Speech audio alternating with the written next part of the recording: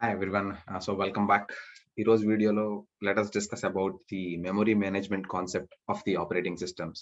So memory management enduku chestundi, memory management enduku cheyali operating system anedi, why we are talking about it ane concepts, basic hardware support em cheyali avanni video lo chuddam. Before we proceed, ముఖ్యంగా operating systems చేసే functionalities అన్నిటిలోకి one of the most important one is memory management. ఎందుకు మీరు important అని చెప్తున్నారు అంటే, మనకి memory management కనుక కరెక్ట్ గా జరగకపోతే మనం రన్ చేసే ఏ ప్రోగ్రామ్స్ అయినా సరే, any programs that you want to run must be inside your main memory. So మీరు మెయిన్ మెమరీని సరిగ్గా మేనేజ్ చేయకుండా స్పేస్ ని ఇష్టం వచ్చినట్టుగా అలొకేట్ చేసుకుంటూ వెళితే there might not be sufficient space for new programs to execute. అందుకని మెమరీ మేనేజ్మెంట్ టెక్నిక్స్ అనేది కరెక్ట్ గా చదవాలి. అలానే సరిగ్గా ఇంప్లిమెంట్ చేయకపోతే ఓవరాల్ సిస్టమ్ ఎఫిషియన్సీ బాగా డిగ్రేడ్ అవుతుంది. So let's see what are the things that we cover under memory management. First, మనకి మెయిన్ మెమరీ అంటే ఏంటి? So memory is core for performing any operations on modern computer system. అది మన అందరికీ తెలిసిందే. Memory లేకుండా మనం ఏమీ చేయలేము. మెమరీ అంటే ఏంటి sir? It consist of a large array of bytes, each which its own address. ప్రతి ఒక్క బైట్కి ఒక అడ్రస్ ఉంటుంది. జనరల్ గా ఒక typical instruction execution life cycle అంటాం. దీన్నే మనం వేరే పేరుతో fetch, decode, execute life cycle అని కూడా అంటాం. ఏంటంటే ఇది, ఎప్పుడన్నా సరే ఏదైనా ప్రోగ్రామ్ ఎగ్జిక్యూట్ కావాలి అంటే ఫస్ట్ సిపియు అనేది it has to fetch the instruction from the memory. So మెమరీలో నుంచి ఆ ఇన్స్ట్రక్షన్ ని ఫెచ్ చేస్తుంది. ఫెచ్ చేసిన తర్వాత నెక్స్ట్ స్టెప్ లో డీకోడ్ చేస్తుంది. Now after fetching the instruction from memory, the instruction is then decoded and may cause operands to be fetched from memory. Decode చేసినప్పుడు ఇంకా ఎక్స్ట్రాగా ఆపరెంట్స్ ఏమైనా తెచ్చుకోవాల్సి వచ్చినా అది మెమరీలోంచి తీసుకుని వస్తుంది. Once it has fetched and decoded, then that particular instruction will be executed. So fetch, decode, execute. So దీన్ని మనం ఇన్స్ట్రక్షన్ ఎగ్జిక్యూషన్ లైఫ్ సైకిల్ అని కూడా పిలుస్తాం. So after the instruction has been executed on the operands, once again the results might need be stored back in to the memory. So results అనేవి మళ్ళీ మెమరీలోకి store చేయాల్సిన అవసరం ఉండొచ్చు. The CPU can only access its registers and main memory. ఇది మనం బాగా గుర్తుపెట్టుకోవాలి. ఏంటంటే సిపియు అనేది డైరెక్ట్ ఇంటరాక్షన్ కేవలం రెండిటితో మాత్రమే కుదురుతుంది. ఒకటి దాని ఇంటర్నల్ గా ఉండే రిజిస్టర్స్, రెండోది మెయిన్ మెమరీ అంటే ర్యామ్. ఇవి రెండిటితో తప్ప సిపియు అనేది వేరే వేటితోనూ డైరెక్ట్ గా ఇంటరాక్ట్ అవ్వదు. It cannot for example make direct access to the hard drive. So A data అయినా సరే మీరు డిస్క్ లో స్టోర్ చేసి పెట్టుకుంటారు, but for it to be accessed by the CPU and to be executed on the CPU, it must be brought inside your main memory. అంటే మీరు ఏ programme అన్నా సరే ఎగ్జిక్యూట్ చేయాలి అంటే డైరెక్ట్ గా డిస్క్ లోంచి ఎగ్జిక్యూట్ అవ్వదు. అది డిస్క్ లోంచి మెయిన్ మెమరీలోకి తీసుకొచ్చిన తర్వాత మాత్రమే సిపియు అనేది దాన్ని యాక్సెస్ చేయగలుగుతుంది. యాక్సెస్ చేసిన తర్వాతే సిపియు దాని మీద ఎగ్జిక్యూట్ చేయగలుగుతుంది. You can see that any data stored in the disk must first be transferred into the main memory chips before the CPU can work with it. And memory access to the registers are very fast, generally one clock tick, and a CPU may be able to execute more than one machine instruction per clock tick. అన్నిటికన్నా fast access registers తో ఉంటుంది. So registers ని access చేసుకోవడానికి పట్టే time చాలా తక్కువ కాబట్టి CPU అనేది జనరల్ గా it can be able to execute more than one instruction during that particular clock tick. Okay, so memory access to the main memory are comparatively slow. Example గా చెప్పుకోవాలి అంటే రిజిస్టర్స్ అనే దాన్ని యాక్సెస్ చేసుకోవడానికి 1 nano second పడితే అదే main మెమరీని access చేసుకోవడానికి 100 మిల్లీ సెకండ్స్ పడుతుంది. There is considerable difference in the time taken for accessing your registers and your main memory, and it may take a number of clock ticks to complete. So ఎప్పుడైతే main మెమరీని access చేసుకోవడానికి ఎక్కువ time పడుతుంది అన్నానో, that particular time delay is not tolerable for the CPU. ఎందుకంటే CPU అనేది ప్రతి instruction కి అది మెమరీని యాక్సెస్ చేసుకోవాలి. అలాంటప్పుడు మెయిన్ మెమరీలోంచి ఇన్స్ట్రక్షన్ తెచ్చుకోవడానికి ఎక్కువ టైం పడుతుందని నేను అంటుంటే it takes lot of time. So for every instruction access and for every memory access, if it is taking considerable amount of time, then automatically the average waiting time will go up, which is not acceptable for the CPU. So then what do you do, sir? The remedy is to add a fast memory between the CPU and the main memory, typically on the CPU chip, for fast access, called as the cache memory. So cache memory అనేది ఏంటంటే మనకి CPU కి main మెమరీకి మధ్యలో ఒక buffer లాగా place చేస్తాం దాన్ని. It actually stays in between the CPU and main memory, which holds some content which is very important, and the CPU can also directly access this cache memory. So చూద్దాం. ఈ idea ఏంటంటే the main idea behind using a cache memory is that it acts as a buffer between the main memory and the CPU. So main మెమరీకి సిపియుకి మధ్యలో ఉంటుంది. ఇది మీ processor CPU, ఇది మీ RAM. So a CPU can directly interact with the registers placed on here. దీనిలో ఉన్న రిజిస్టర్స్, రెండోది మెయిన్ మెమరీ. ఇవి రెండు మాత్రమే సిపియు యాక్సెస్ చేయగలుగుతుంది. కానీ నేను ఏమంటున్నాను, సిపియు ఎగ్జిక్యూట్ చేసేటప్పుడు రిజిస్టర్స్ లో ప్లేస్ చేసిన ఇన్ఫర్మేషన్ చాలా క్విక్ గా యాక్సెస్ చేసుకోగలుగుతుంది. కానీ అంతే క్విక్ గా మెయిన్ మెమరీ నుంచి ఇన్ఫర్మేషన్ యాక్సెస్ చేసుకోలేదు. సో దానివల్ల టైం డిలే పెరుగుతుంది. అది తగ్గించడం కోసం నేనేం చేస్తున్నాను, ఇంటర్మీడియట్ గా మధ్యలో I'm adding something called as a cash memory, right? So దీన్ని క్యాష్ మెమరీ అంటాను. So it is which stays in between your CPU and main memory. ఏం చేస్తుంది సార్ అది? It holds the frequently accessed data. అంటే general గా సిపియుకి ఏ information అయితే ఎక్కువ అవసరం అవుతుందో ఫ్రీక్వెంట్ గా యాక్సెస్ చేసే డేటాని క్యాష్ మెమరీలో పెడతాను. The data and instructions which are required frequently by the CPU are placed inside your cache memory. దానివల్ల నాకు ఉపయోగం ఏంటి సార్? ఎందుకంటే the CPU first will go and check in the cache memory if it requires something, and only if it is not available in the cache memory, then it will go and check the main memory. So దీనివల్ల నాకు average memory access time తగ్గుతుంది. So registers కన్నా next speed access cash memory, దానికన్నా ఇంకొంచెం delayed access main memory. So ఎప్పుడైతే నేను cash అనే దాంట్లో కొంత ఇన్ఫర్మేషన్ స్టోర్ చేయగలుగుతున్నానో, సిపియు ప్రతిసారి దాని ఫ్రీక్వెంట్ గా యూజ్ చేసే ఇన్స్ట్రక్షన్స్ కోసం మెయిన్ మెమరీలోకి వెళ్ళి వెతకాల్సిన పని లేకుండా డైరెక్ట్ గా అందుబాటులో పెడుతున్నాను. సో దట్ మొత్తం మీద యావరేజ్ మెమరీ యాక్సెస్ టైం నాకు తగ్గుతుంది. That is the main objective behind placing a cache memory, to decrease the amount of memory access time, so that the CPU need not go and fetch each and everything from the main memory all the time. Okay, so to ensure correct operation of the physical memory, మనకి చింత కన్నట్టుగా ఇది RAM అనుకోండి. General గా RAM ఇలా చూపిస్తాము. all the process including your operating system has to be placed inside the main memory only. ఇవన్నీ main మెమరీలో ఉండాల్సిందే. మరి ఉండాల్సి వచ్చినప్పుడు ఈ అన్ని ఒకదానికి ఓవర్లాప్ అయింది అనుకోండి, మనకి మొత్తం ఆపరేషన్ అంతా డిజాస్టర్ అవుతుంది. So to ensure correct operation of physical memory and proper system operation, the OS must be protected from intentional accidental access by user processes as well as protect user processes from one another. ఈ statement అర్థం ఏంటంటే, ఎప్పుడైతే మనం చేసేవన్నీ multi programming systems అంటే usual గా what we have is inside your main memory we place multiple processes. So ఇది P1 అనుకుందాం, ఇది P2 అనుకుందాం, P3 అనుకుందాం. at a given point of time there might be multiple processes inside the main memory. సరే sir, multiple పెడుతున్నారు కదా, కానీ multiple పెట్టినప్పుడు we have to ensure protection of the address space. అంటే ఏంటి సార్? అంటే ఏంటంటే P1 అనే దానికి నేను అలొకేట్ చేసిన స్పేస్ ఇది, రైట్? అలానే P2 అనే దానికి నేను అలొకేట్ చేసిన అడ్రస్ స్పేస్ ఇది, P3 అనే దానికి అలొకేట్ చేసిన అడ్రస్ స్పేస్ ఇది. Now, in order to ensure that these processes execute properly and the system works properly, I have to take care that P1 does not interfere with the memory address space of P2 and P2 does not interfere the address space of P3. So ఒక user కి సంబంధించిన ఒక process ఇంకో user కి సంబంధించిన process address space లోకి interfere కాకూడదు, అంటే యాక్సెస్ ఉండకూడదు. At the same time none of these processes P1 గాని P2 గాని P3 గాని ఆపరేటింగ్ సిస్టమ్ అడ్రస్ స్పేస్ ని కూడా యాక్సెస్ చేయకూడదు. So I have to protect the operating system address space from the users processes and I also have to protect each one of these process from one another. This protection must be provided by the hardware because the operating system does not usually intervene between the CPU and its memory access. So ఈ protection అనేది మనం ఎలా provide చేస్తాం అనేది hardware base చేసుకుని చెప్తాము. ఇక్కడ protection ఎందుకు ప్రొవైడ్ చేస్తామంటే, ఒకవేళ ఏ యూజర్ ప్రాసెస్ అన్నా సరే ఇంటెన్షనల్ గా కానివ్వండి లేదా యాక్సిడెంటల్ గా కానివ్వండి, రెండు రకాలుగా ఏ యూజర్ స్పేస్ అయినా ఆపరేటింగ్ సిస్టమ్ అడ్రస్ స్పేస్ లోకి వెళ్ళి రిజిస్టర్స్ చేంజ్ చేస్తే మీ సిస్టమ్ కరెక్ట్ గా ఆపరేట్ చేయలేదు. అలానే P1 కి అలొకేట్ చేసిన అడ్రస్ స్పేస్ లోకి వేరే P2 అనేవాడు రాకూడదు. In this way we have to ensure that the per process address space is maintained.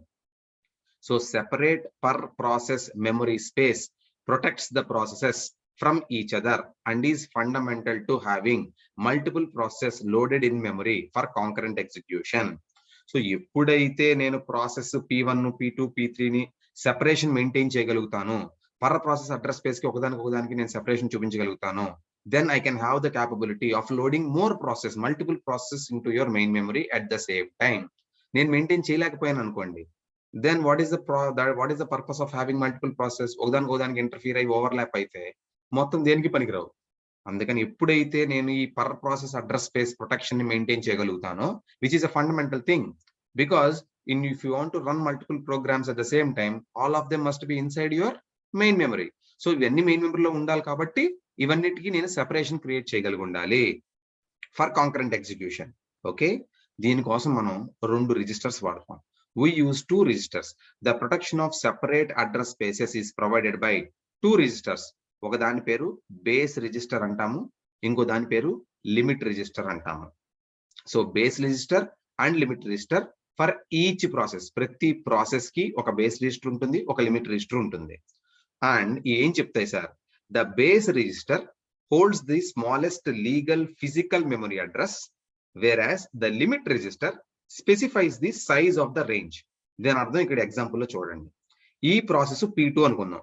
ఎప్పుడైతే ఈ P2 ని మెయిన్ మెమరీలోకి తీసుకొచ్చాను, I decided to give this address space starting from 3,40,000 to 4,20,940 వరకు అడ్రస్ స్పేస్ ని, అంటే ఈ అడ్రస్ స్పేస్ మొత్తాన్ని నేను P2 కి అసైన్ చేశాను. సో ఈ P2 అనేది కేవలం ఈ అడ్రస్ స్పేస్ కే కన్ఫైన్ అవ్వాలి. అందుకని ఏం చేస్తున్నాను, the base register contains the smallest legal physical memory address. P2 కి సంబంధించినంత వరకు స్టార్టింగ్ పాయింట్ ఏది 3,40,000. సో P2 బేస్ రిజిస్టర్ లో 3,40,000 మెయింటైన్ అవుతుంది.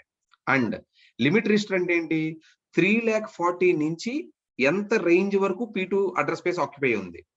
So 3,40,000 is the starting point, and till where, to which memory location does P2 address space consist of అనేది limit register లో ఉంటుంది.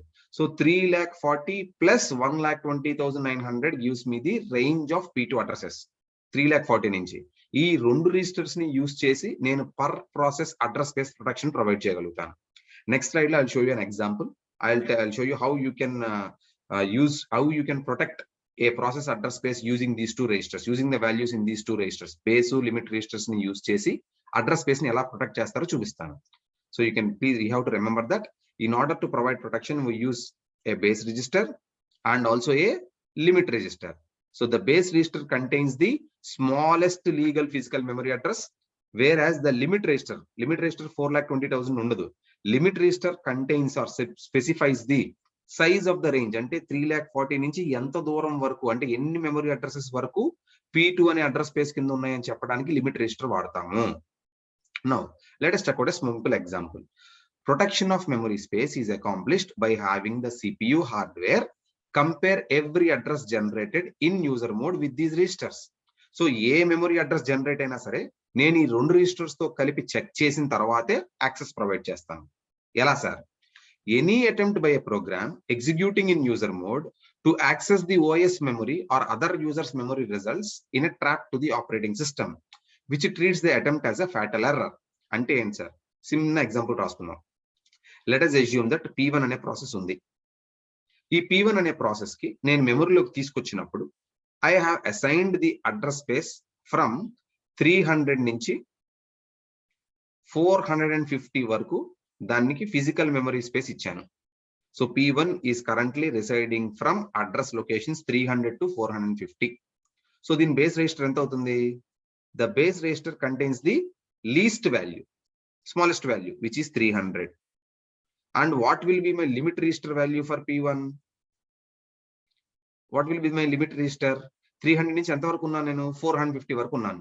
So 450 minus 300 gives me my limit, which is 150. So these are the 2 registers which are loaded by the operating system for P1. So P1 అనే process address space ఇది అని load చేసేది ఎవరు, operating system load చేస్తుంది. Now during execution, let us assume that P1 has generated an address 320 అనే address generate చేసింది, fetch చేయమని. So P1 requested to fetch an instruction from address location 320. So వెంటనే CPU గుడ్డిగా 320కి వెళ్ళిపోకూడదు. First it has to check whether this address belongs to P1 or not.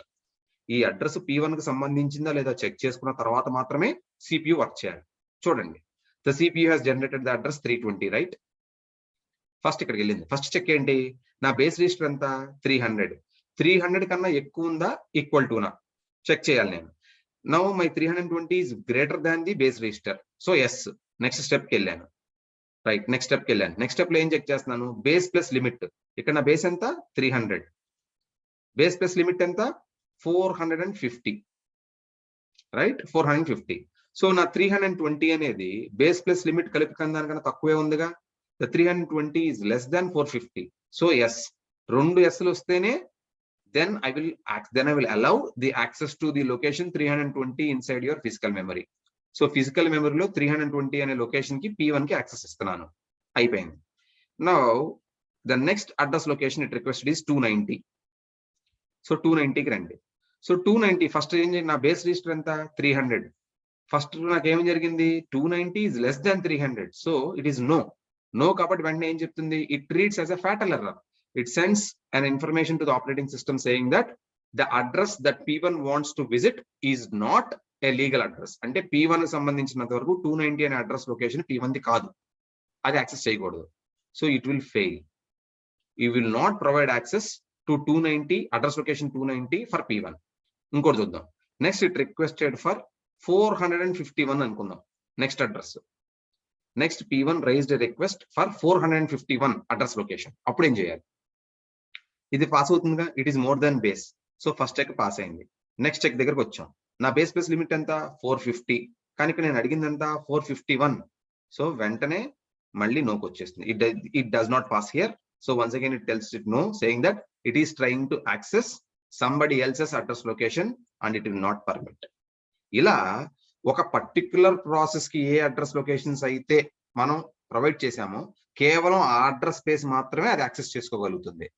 వేరే user address space access చేసుకోలేదు, అలానే operating system address space కూడా access చేసుకోలేదు. You can see any attempt by a program executing in user mode to access the operating systems memory వేరే ఉందనుకుందాం, or other users memory results in a trap to the operating system which treats the attempt as a fatal error. So ఈ attempt ని fatal error కింద consider చేసి వెంటనే ఆ particular process ని block చేస్తుంది. This scheme prevents a user program from accidental గా కానీ లేదా డెలిబరేట్ గా కానీ, some of the viruses try to change the address locations, అలా డెలిబరేట్ గా కానీ యాక్సిడెంటల్ గా కానివ్వండి, modifying the code or data structures of either the operating system or other users. So P1 అనే ప్రాసెస్ కేవలం P1 అనే ప్రాసెస్ కి allocate చేసిన అడ్రస్ స్పేస్ ని మాత్రమే యాక్సెస్ చేసుకోగలగాలి.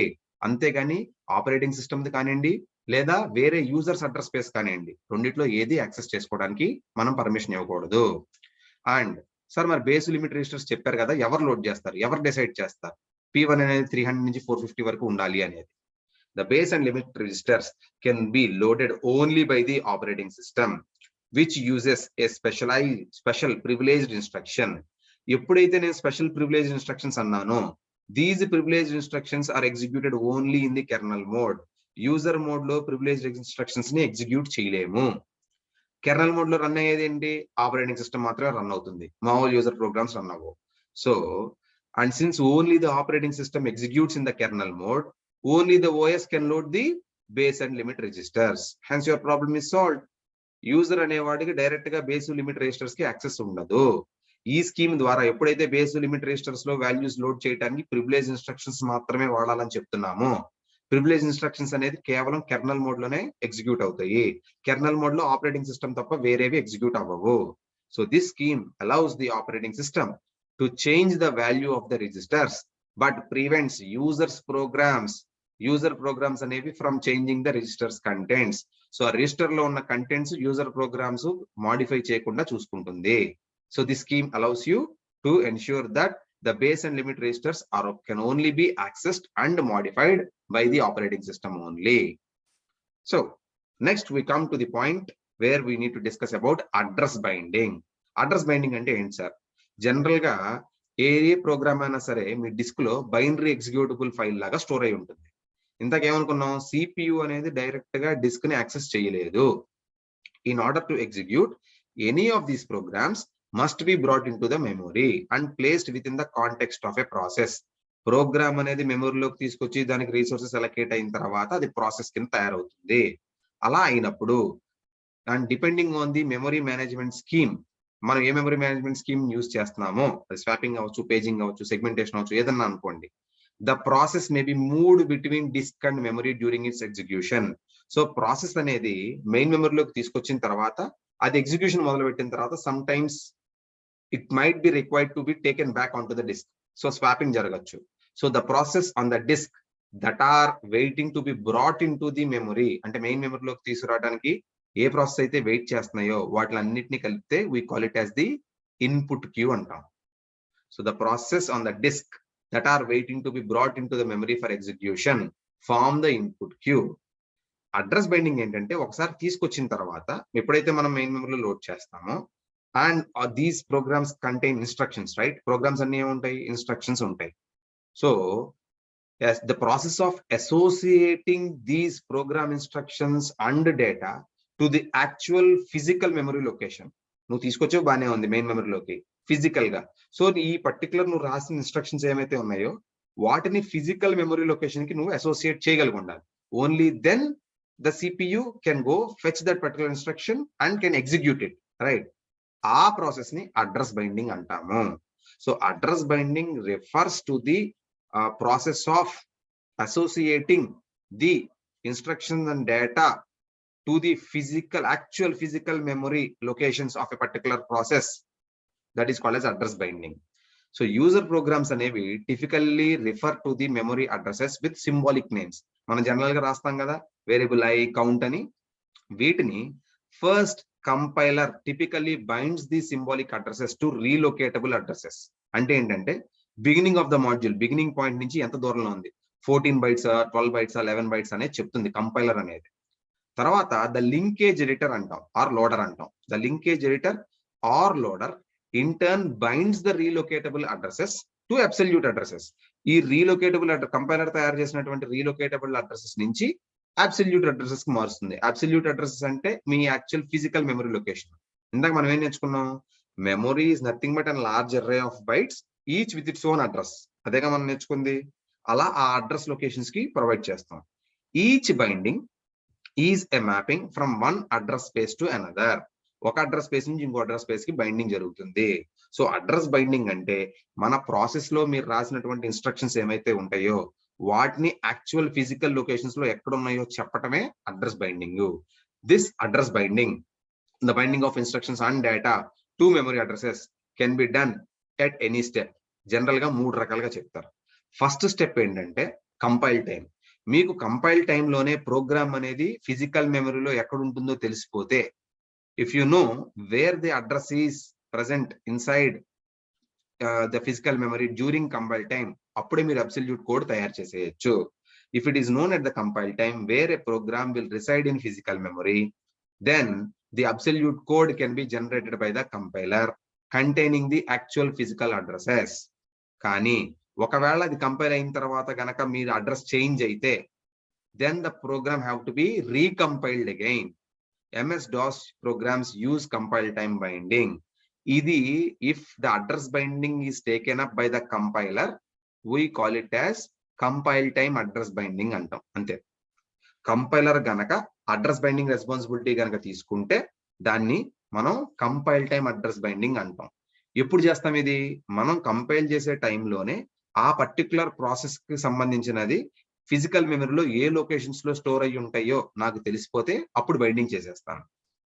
అప్పుడు తెలియలేదు అనుకోండి, if I don't know, your compile time binding will generate the relocatable addresses.